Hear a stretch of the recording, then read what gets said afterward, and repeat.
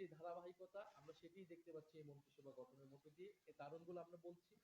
প্রথমত এই মন্ত্রিসভায় আঞ্চলিক ভারসাম্য রক্ষা করা হয়নি। আপনারা জানবেন যে 25টি জেলা, সেখান থেকে কোনো মন্ত্রী বা প্রতিমন্ত্রী করা হয়নি, অর্থাৎ সেখানে একটা আঞ্চলিক বৈষম্য রয়েছে স্পষ্টভাবে। এই মন্ত্রিসভা অন্তর্ভুক্তিমূলক হয়নি এবং প্রতিনিধিত্বশীল হয়নি।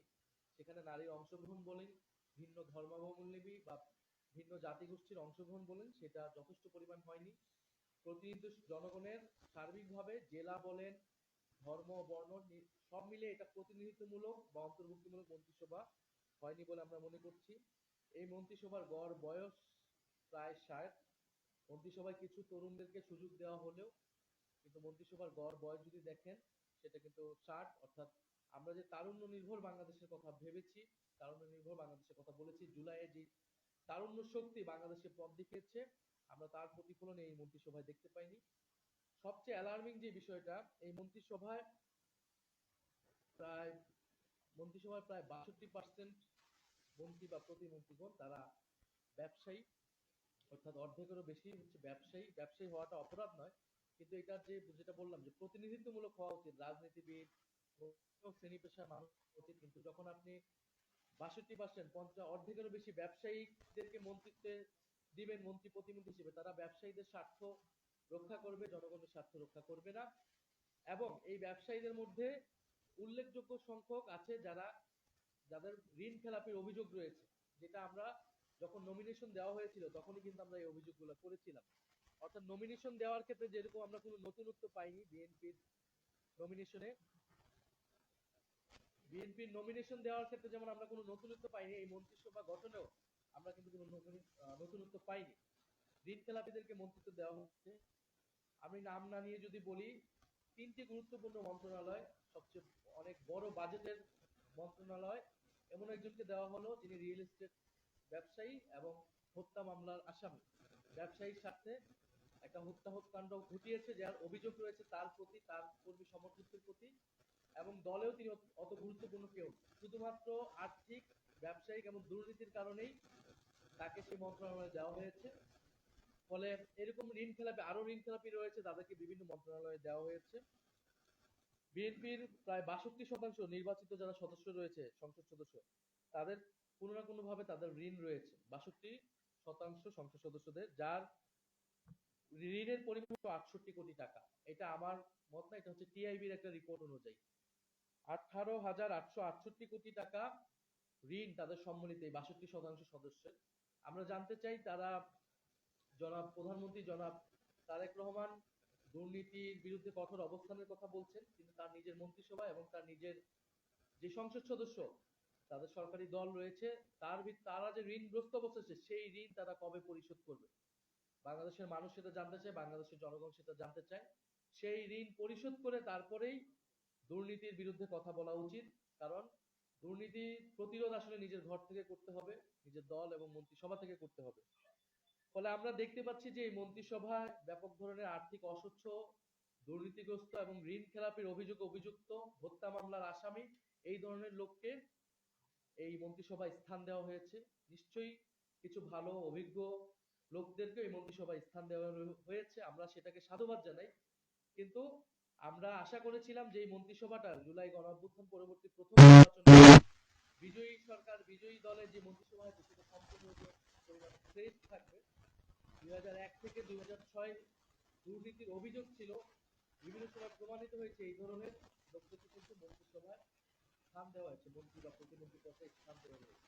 ফলে এটা আমাদের আসলে জন আকাঙ্ক্ষার সাথে যাচ্ছে না, পরিবর্তন বা সংস্কারের আকাঙ্ক্ষার সাথে এই মন্ত্রিসভা যাচ্ছে না, এবং এই মন্ত্রিসভা দুর্নীতি প্রতিরোধ করতে পারবে বলেও আমরা মনে করছি না। বরং এটা দুর্নীতিগ্রস্ত আমাদের যে মাফিয়া সিন্ডিকেট ভিত্তিক আমাদের যেই অর্থনৈতিক ব্যবস্থা, রাজনৈতিক ব্যবস্থা ছিল বিগত আমলে আমরা দেখেছি, সেটারই ধারাবাহিকতা করবে বলে আমাদের কাছে মনে হচ্ছে। তারপরে এই মন্ত্রিসভায় অন্তর্বর্তী সরকারের গুরুত্বপূর্ণ ব্যক্তিরা এই মন্ত্রিসভায় স্থান পেয়েছে। অনেকে নির্বাচিত হয়ে, অনেকে টেকনোক্রেট কোটায় তারা স্থান পেয়েছে। আমরা সেটা নিয়ে প্রশ্ন তুলেছি। অন্তর্বর্তী সরকারের গুরুত্বপূর্ণ দায়িত্বে ছিলেন, এখন যদি তিনি বিএনপির এই মন্ত্রিসভায় স্থান পায়, সেটা কিন্তু অন্তর্বর্তী সরকারের নিরপেক্ষতা, নির্বাচনের নিরপেক্ষতা নিয়ে প্রশ্ন উঠছে। আপনারা অলরেডি সেটা জেনেছেন। আমি বলেছি যে পররাষ্ট্রমন্ত্রী হিসেবে যাকে দেওয়া হবে, ডক্টর খলিলুর রহমান, এই অন্তর্বর্তী সরকারের সময় অনেক ব্যক্তিকে বিদেশ থেকে আহ্বান করে নিয়ে আসা হয়েছিল। আমরাও আহ্বান জানিয়েছিলাম দেশের স্বার্থে, দেশের কাজের জন্য তাদের এক্সপার্টাইজকে আমরা ব্যবহার করতে চেয়েছি যাতে দেশ এবং সরকার উপকৃত হয়। আমরা সাধুবাদ জানিয়েছিলাম। এখন সেই এক্সপার্টাইজকে যদি ব্যবহার করতে হয় না, কিন্তু এটা অবশ্যই একটা কনসেনসাসের ভিত্তিতে হতে হবে। কারণ কোনো ধরনের সমঝোতা ছাড়াই অন্তর্বর্তী সরকার কিন্তু একটা সমঝোতার ভিত্তিতে পরিচালিত হয়েছে। কোনো ধরনের সমঝোতা ছাড়াই, আলাপ আলোচনা ছাড়াই যদি অন্তর্বর্তী সরকারের গুরুত্বপূর্ণ দায়িত্ব, যিনি নির্বাচনেও গুরুত্বপূর্ণ দায়িত্ব পালন করেছেন, সেরকম একজনকে যদি বিএনপি সরকারের, এই নতুন সরকারের প্রশ্নের সুরাহা প্রধানমন্ত্রী করবেন, এই মন্ত্রিসভা করবেন, এবং যার পদত্যাগ বিএনপির একসময় নিজেই চেয়েছে অন্তর্বর্তী সরকারের সময়, তখন আমরা এটার বিরোধিতা করেছি। ফলে কি এমন ঘটে গেল যে যাকে অন্তর্বর্তী সরকারই বিএনপি দেখতে চায়নি, তাকে নিজ মন্ত্রিসভায় বিএনপি নিয়ে এসেছে, সেই রহস্যটা বাংলাদেশের জনগণ জানতে চায়। জেলা উপজেলায় আওয়ামী লীগের কার্যালয় খুলে দেওয়া হচ্ছে এবং মিডিয়াগুলোতেও কিছু কিছু মিডিয়া সেটাকে ব্যাপকভাবে প্রচার করছে, এমন ভাবে যেন উৎসাহ দেওয়া হচ্ছে। আওয়ামী লীগ কিন্তু কার্যত এবং আইনত নিষিদ্ধ একটি সংগঠন এবং তার বিচার প্রক্রিয়া চলমান আছে। ফলে এই বিচার প্রক্রিয়া চলমান অবস্থায় আওয়ামী লীগের কার্যক্রম সম্পূর্ণরূপে নিষিদ্ধ, মিডিয়া সেটা প্রচার করতে পারে না, প্রশাসন কোনোভাবেই সেটাকে প্রশ্রয় দিতে পারে না। এই যে আওয়ামী লীগের কার্যালয়গুলো খোলা হচ্ছে এবং আওয়ামী লীগকে প্রশ্রয় দেওয়া হচ্ছে, আমরা মনে করি না এটা অটোমেটিক ভাবে হচ্ছে। এটা অবশ্যই এই নতুন সরকারের প্রশাসনের এবং সরকারি দলের প্রশ্রয়ে এটা হচ্ছে। তাদের কাছ থেকে গ্রিন সিগন্যাল ছাড়া আওয়ামী লীগ এটা করার সুযোগ বা সাহস পেত না। গত ১.৫ বছর কিন্তু প্রশাসন অনেক জায়গায় ব্যর্থ হলেও জনগণ কিন্তু প্রতিরোধ করেছে। রাজনৈতিক ফ্যাসিবাদ বিরোধী রাজনৈতিক কর্মীরা সেটা প্রতিরোধ করেছে। ফলে আমরা আশঙ্কা করছি যে এই আসলে এরকম একটা যোগসাজশ হয়েছে ভারত, আওয়ামী লীগ এবং বিএনপির মধ্যে, যে সাংবাদিকদেরকে শোকজ এবং পরবর্তীতে বরখাস্ত, সেই ঘটনা আপনারা জানেন। আমরা মনে করি যে ভিন্ন মত থাকবে, সংবাদপত্রের কাজই হচ্ছে, গণমাধ্যমের কাজই হচ্ছে প্রশ্ন করা। সেখানে আমরা চাই না যে কোনো দলীয় গণমাধ্যম ফ্যাসিস্ট সময়ের মতো কোনো দলীয় গণমাধ্যম হোক, কিন্তু আমরা ইতিমধ্যে সেই প্রবণতা দেখতে পাচ্ছি। আমরা আশা করব এটা এই মুহূর্ত থেকে এটা বন্ধ হবে, গণমাধ্যম স্বাধীনভাবে কাজ করবে এবং নির্বাচনে বা বিগত সময়ে কে কোন দলের পক্ষে কাজ করেছে এটা বিষয়টা সংবাদ মাধ্যম বা গণমাধ্যম বস্তুনিষ্ঠভাবে, সাংবাদিকরা নিরপেক্ষভাবে কাজ করবে। এটা আমরা সাংবাদিকদের কাছ থেকেও সেটা সেই দায়িত্বশীল আচরণ আশা করি।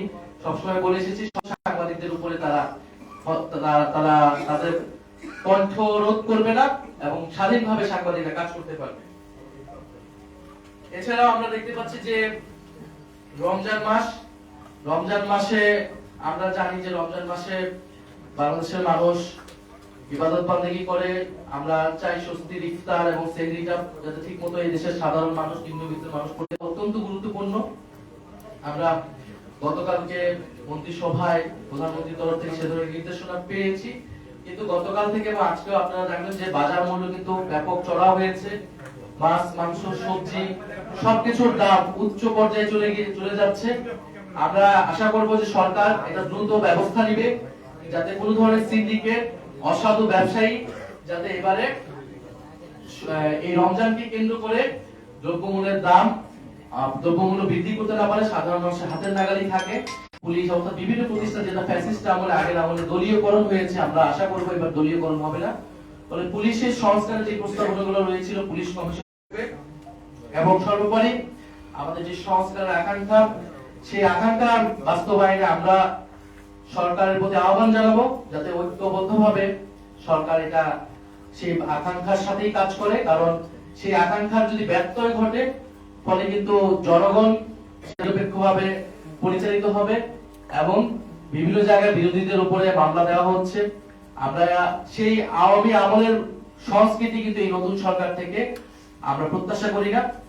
আমরা আশা করব যে বাংলাদেশে দ্রুতই সংসদ এবং সংবিধান সংস্কার পরিষদ চালু হবে। আমরা সেখানে আমাদের এই কথাগুলো, আমাদের এই বক্তব্যগুলো আমরা দিতে পারবো। আমাদের এটাই ছিল যে নতুন মন্ত্রী পরিষদ গঠিত হয়েছে এবং সমসাময়িক কিছুতে আমাদের অবস্থান, যদি আপনাদের